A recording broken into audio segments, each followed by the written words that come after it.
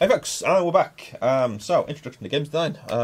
First content one, I suppose, which is going to be Mechanics 101. Hell yes. Okay, so again, we're going to talk about, mechanics, I suppose. General bit of an overview in this, and kind of, we're talking about separating them out. Is sort of the main sort of thing for it. So nothing concrete, but this is a very generic overview of some things. We've got some key terms at the end, which is stuff you've probably heard of before, but a lot of people get them wrong when they're talking about it. So it's just a few things to define, and then they're done. We can move on from it. Cool, he says. Let's press the button. Okay, so didn't we do this already? We have looked at mechanics already. So cast your eyes back up the playlist. You'll see Brad doing mechanics very early on. Sure. We were more talking about mechanics focused to levels and generic design stuff. Some of that's going to come back. We'll have a look at loops and arcs in a lot more detail as we're going through it. It's just kind of, in order to understand levels, you need to know a bit of mechanics. Yeah. But it's the way we do things. The levels are the easiest construct to understand first, and then mechanics can get really complex the more you look at it. So we had a look at rules, game states, and interactions. Today we're going to have a look at, just, as I already said, group stuff, and then breaking things down into individual parts. So that's what this, I suppose, this semester is generally about, is the separation down of core mechanics, is what we call them, is the main things that happen. So you generally have core mechanics, and you've got additional systems as well. So if you take the core mechanics out of the game, it doesn't work anymore. But say if you take like something like Fable, you've got all those mini games. That's not a core mechanic. That's just a thing which has got its own little rules. Yeah, but you could take that out. Yeah, and Fable's still Fable, right? Yeah. So there's things like that as well, and And it's the presentation of all this as well, isn't it? You identify it, you break it down, but also we're going to show you how to present it back to us in a logical and clear way. Yeah. So that's what we're looking at today. So a little bit of history. So generally go into this in a lot more detail, but I'll just tone it back for now. Games are all based on analog systems. So at some point, someone's got to write everything down. As a programmer, usually, poor buggers, for it as well.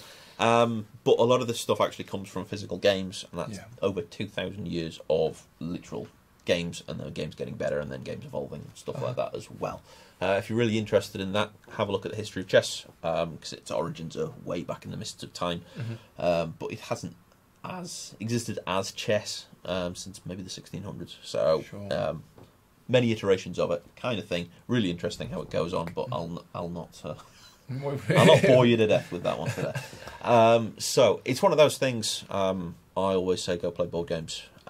Because it's where a lot of stuff comes from. You don't have RPG systems without Dungeons and Dragons, so you don't have The Witcher 3 without Gygax. It's that kind of stuff. No, for sure. I know some of that sounds like, oh yeah, but it literally have a look at the old systems, and some of them are way more complex than current day stuff. For sure. We'll have a look at kind of the maths and balance stuff to show you some really good examples. Stuff like Diablo's stuff is extremely complex to work out. Yeah. But then other games,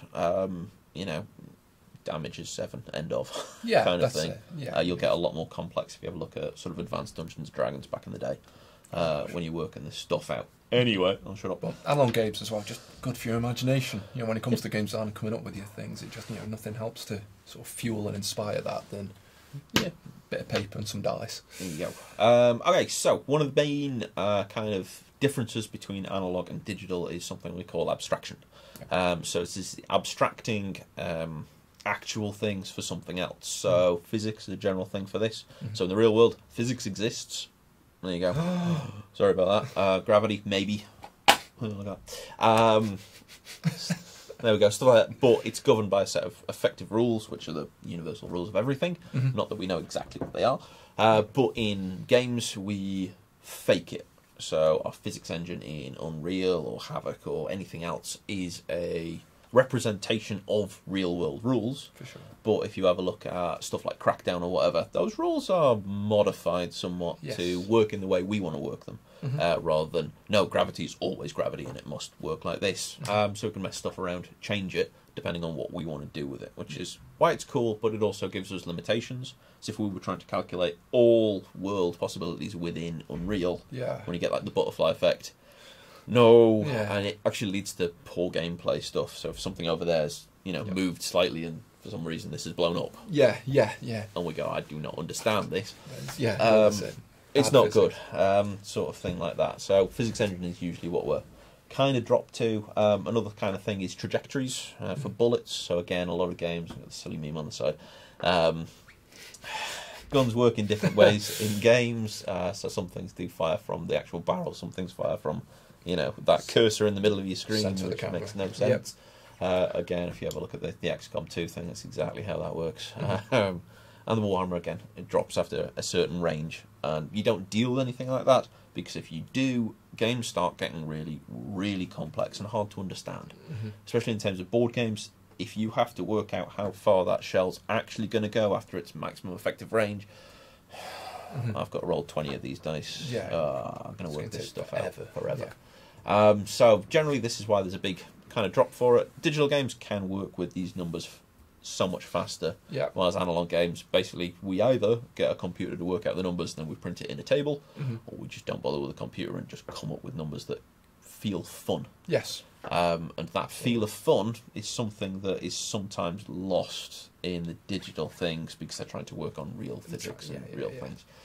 It's a weird mix of stuff, which is why we get abstraction in both analog and digital systems, because at the end of the day, if Overwatch is realistic physics bullets, it's not going to be fun. No, absolutely. So there you go. And again, when we look at player motivations and types, some people do want realistic physics in their weapons. Some games, base themselves on that. I was going to say PUBG, but I'll get slaughtered. Armour and whatnot. Pride themselves on being Sims. So again, we'll have a look at that. But it's a bit of background history, but it's really important to know. Cool. So anyway, breaking down mechanics. That's what we're about this semester. So we can break down games and we can break down genres. Genres is an interesting one in tons of different ways. So usually we abstract, hey, there's a word, mechanics or collections of mechanics when we talk about games, which is sometimes really useful and sometimes it is the worst thing you can possibly do because you miss tons of underlying features and things like that. Again, tons of anecdotal evidence to to prove the point. So we can break down things. I like this first one, which is into collective and individual mechanics. So collective mechanics are something like the movement. So you could talk about, the movement system in the game is awesome. The movement in Overwatch is ace. It's absolutely pro for it. It really works. For me, the movement in Witcher 3 is horrendous. Kind of thing. No, you know what I'm talking about. But if they go, the next question is, why is that? And then, I'm going to then start breaking stuff down into stuff. So again, if we said, the movement in Titanfall 2 is interesting, and you go, well, which bit? Because you've got movement as in you can walk around, you can jump, you can use a jetpack, you can parkour, then you've got the Titan movement. And, this one term is suddenly ballooned into a huge array of stuff, which is what a lot of the problems come through when you just go, the movement system sucks. It's which part? Movement around the menus? Because then again, like we were talking about last semester, if you start changing the jump height, those levels change, everything else changes, even you just changing one number somewhere. For sure. So we do talk about encompassing systems or collective mechanics, but the individual ones are also probably more important than the collective. When it comes to it. So the individual mechanics are the individual systems within a collective mechanic, such as walking. So you and me will walk at different speeds. There you go. Or we might do things in different ways. In terms of games, different weapons fire in different ways, but it's still firing a gun, right? Yes. But this assault rifle will fire faster than a single-shot rifle. So we get a lot more complex stuff in that individual mechanics. That's what we're talking about. So that's really useful when you're going about that kind of thing. And that's generally where we're aiming at talking about for the most part.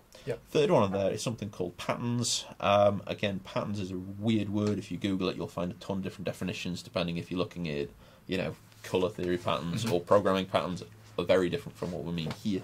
These are design patterns. So it's basically stuff like drag and drop or boss fight or things like that. So I can say boss fight and you'll know what a boss fight is. Almost forgotten. The game is not relevant. I mean, you say boss fight and you can think, I can imagine how that's going to work almost in any game. But the boss fight in, I don't know, in something like Spyro is going to be totally different from the boss fight in Diablo. Absolutely. Right? But the concept is there. So you can talk about this kind of stuff. It's useful for for going, oh yeah, this game's going to be like this game, but it's going to have boss fights. Yeah, sure. And you can get that, but if you ever tell that to a programmer, it'll kill you, because you don't know exactly what that actually entails. Yeah. So be careful about talking about patterns when we're actually breaking stuff down. So at a top level, it's great. This is a boss fight. Cool. Yeah. It consists of what this makes is why it breaks it the rules. Exactly. It breaks the rules of the game. Yeah. What actually makes it a boss in that way. So, example, chess. I lied. We'll come back to it. There we go. Breaking something down can be relatively straightforward. Depends how far you go to it. So collectively, every piece can both move and capture. It's part of the same mechanic. Mm-hmm. But individually, that every piece is effectively unique. That's the point of chess. Yeah. When it comes to it, so knights can do different things, kings can do different things. There's different movement systems for every piece, and there's advanced movement for multiple ones. So you can castle and move two things at the same time, which is, if you did that with anything else, that's breaking the rules of the game. Sure. And then you've got the pawn, which has got a huge amount of additional rules for it as well. But the point of writing all this stuff down is somebody's got to code it. Yeah. Or you've got to play using this rule set as well. Mm-hmm. So if you just go, make it like chess, which bit? Yeah, for sure. So there's a lot more detail and everything. Effectively, when we're doing games, especially when we're making games, everything needs to be nailed down of what everything actually does to it as well, because then you've got effective mechanics which change something else. Yep. And then we get that kind of movement problem. You change one thing, and then everything else changes. Everything else as well. Sure.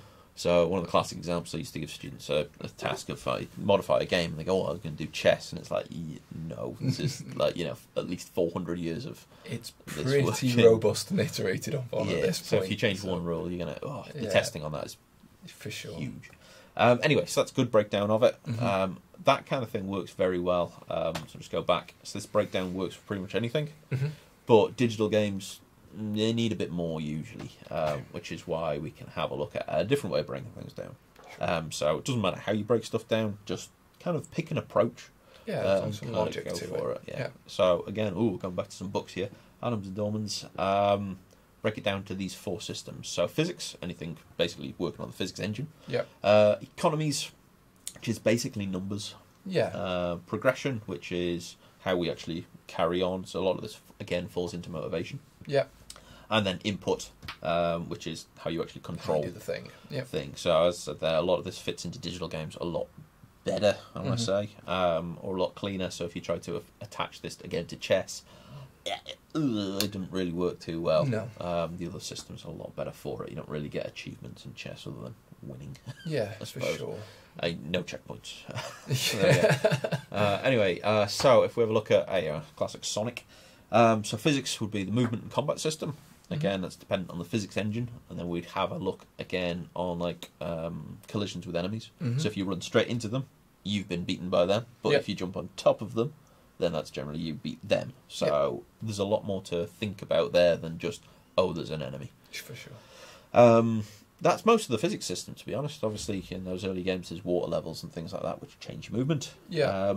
It's the status of your movement as well. If you're spinning, if you're rolling, then you beat the enemy, don't you, as well? Yeah, so there's a lot more to think about. Yeah. The branching flowchart goes on for quite some time for that, but we'll have a look at that in a bit. Economies. So generally the main economy is rings in Sonic, I suppose. So stuff like score is not massively important because you can beat the game with a low score. Doesn't gate anything, I don't think. Off the top of my head. No, I don't think so. For these things, there are secrets and hidden things depending on tons of different variables. But basically, if you don't have any rings and you're hit by an enemy, that's it. Yeah. You lose your life. But if you've got one or more rings, then that acts as a buffer shield. For sure. But you don't drop all your rings, you drop half of them. Again, that's quite a lot of stuff to talk about, and in terms of flowchart, this starts getting quite complex. But it's stuff that needs to be discussed, because without that discussion, that's it. There we go, and 100 rings equals another life. So economy is just numbers that work with each other for the most part. Progression, generally, again, checkpoints. Sonic's a good example for that, and progression is also score times rings perfect at the end. Stuff that comes and tells the player something about how well they're doing. Yeah. So a lot of that stuff on the UI, even on that diagram, is telling us there's a score. It's irrelevant. It's a big number. There's the time that is relevant. Run out of time. Rings, again, important for the armor thing, and then a lovely picture of Sonic there. How many lives we got? Yeah, and then input is basically how we control it. So which buttons on our console we're pressing, or keyboard, or whatever, or if we're shouting into a microphone for no apparent reason. That's spin more. There we go. So that's fast. A good breakdown. We're not covering all of it by any means there, but it's a place to start, and then you can start breaking stuff down into individual mechanics and other systems as well. Yeah. Cool. Flowcharts. So we're going to do a lot more on flowcharts. Hopefully you'll be sick of them by the end of it, because you'll see that many of them, of how stuff works. But in all games, in all systems, in all data systems, flowcharts are the key thing, because it shows everyone how everything works. A lot of people don't do them, and they just, remember this. You come back to a project 4 years later, and you won't. Yeah. No, for sure. So flowcharts are the main way of showing literally the flow of data. That's what we call flowchart in any system. So we do this a lot for games. Some of them are pretty boring because it's I press left. What does that do? Just left. There you go. So again, an example of a snake. Yeah. UDLR is just up, down, left, right. Sure. And that it doesn't actually do anything because everything's processed in the tick. We'll talk about that at another point in a bit more detail. So we'll talk about flowcharts in a tutorial, and actually show how to do it, because it can get quite complicated. Yeah. For some of our stuff, as I said about the Sonic and the enemy stuff, then it's is it jumped on top of it? Is it spinning? Is it an enemy with spikes on top of it? Yeah. There's so many conditions. So we get a lot more complex stuff there as well. So that's a basic breakdown of Snake if you want to have a look at it.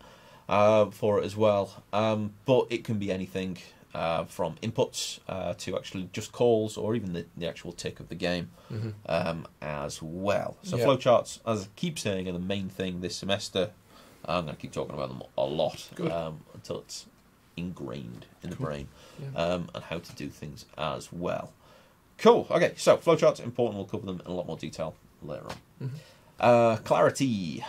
So clarity of explanation. So again, we got in the first semester a lot of paragraphs of text which could have been shown as an image.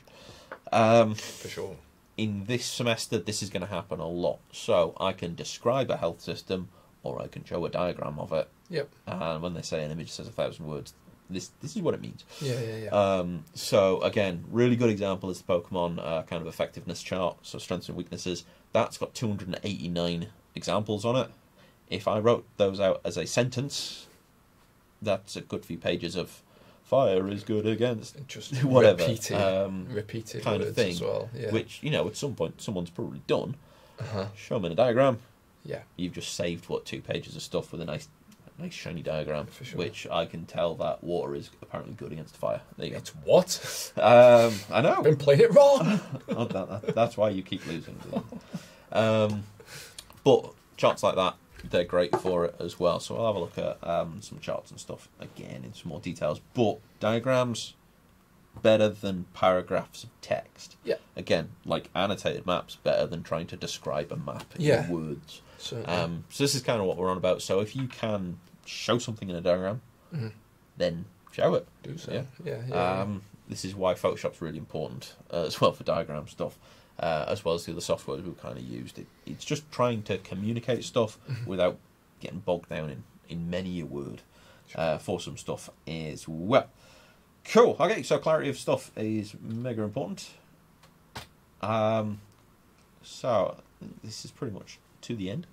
Just a few terms that we're going to talk about a lot. You'll hear in a lot of different terms. You definitely hear a lot of these in Engine. I can say this dovetails directly into engines. All these terms do. So a lot of the times, as I said with games, we kind of steal a lot of our terms from other places. So I'm just going to go through a few of them, just so you've got that idea of what on earth we're actually on about. Because a lot of people get this wrong. I know some basic stuff, but it happens. So events and functions. Events and functions are 2 very different things. Yeah. But in terms of games design, and in terms of our side, we don't really care. No. For it as well. So basically, it's something that is called. So called's another thing on there. So it's basically going, we need to call the take damage event. Yeah. There we go. Now take damage. Sure. Sort of that, and it does something. So this is what we can put into a flow diagram or a flowchart. Is an event or a function. it's something with a process. Yeah. Yeah, so data can come into it, and data can come out of it. So again, the example there is take damage. So if I run my take damage function, yeah, the first question is how much damage do I take? Yeah. And then that number will run through it. So it could be something completely dependent. So I could have a function that just raises a hand. Yeah. That doesn't need any data. No. But some things do need data, such as to take damage or click mouse how many times, sort of thing. So it's a generic term for a process or something that happens. Sometimes stuff comes out of that, which you can then use for something else. Sometimes it doesn't. And I'm just, raising my hand for no reason. Yeah, no, there for we go. sure. So it's the first one. Again, engines, there's a bit more detail to those, I suppose. But for games design terms, that's what that means. Yeah, no, absolutely. Collision and overlap is basically when two objects collide. So in engines, this is probably the main thing when things happen. So bullet overlaps or collides with a player. Yeah. So we use collides or overlaps just because how physics engines actually work. So it's not, as we previously said, it's not a perfect example of the real world. So sorry, Deej, if I shot you with a bullet. Yes. Go on. In real world, that bullet hits you and then it deals with it. In terms of engines, we might only be calculating every 5 milliseconds rather than every constant in the universe. Yeah, for sure. So it might actually go through you a little bit. If it's going too quick, maybe it might. Just go straight out the other side of me and never actually hit me. There you go. So. Fast bullets don't hit these. Learn something. So it's that kind of thing. So that's why we have overlaps as well. And sometimes for, say, context sensitivity. Yeah. So if, again, my character walks up to something, I can see a door, nothing's going to happen until I come in very close to the door, and then I'm overlapping with maybe a trigger event that goes, press X to open door. So again, that would be an overlap sort of call there for it. And it's good to start, I mean, you'll be doing this as you do more engines and do more design, but you just start thinking about everything you play and try and think about what's actually happening. Is this an event? What event has caused this to happen? When you're moving around, or when you collide with something, or when you die, or when you press the fire button. Just think of events and think of the data that might be being used at that time. So you fire a gun, what do I need to know? Direction that I'm facing, how much ammo I've got, all manner of different things. So, the more you can start thinking sort of logically like a process, it will make it way easier to start flowcharting stuff and designing your own things. Yeah. Cool. Next one is ticks or frames. So everyone knows the FPS, frames per second. Well, if you didn't, you do that. In games dev, tick is when a system updates. Okay, so this can be different to frames on a screen. Sure. So, everyone, how fast your graphics card in frames per second and all this nonsense. Sometimes that can be updated, and then a classic thing is your engine tick of your PC is how physics is calculated. So if you've got a slow rig, physics doesn't work as fast. Yeah. While on a fast PC, maybe it does. That's what a lot of old systems use, which is why you play a lot of old games. They won't work. Just because of how all this is calculated. So you have to use like emulators to fake slowing down your PC. To make that thing. So that's literally why that happens.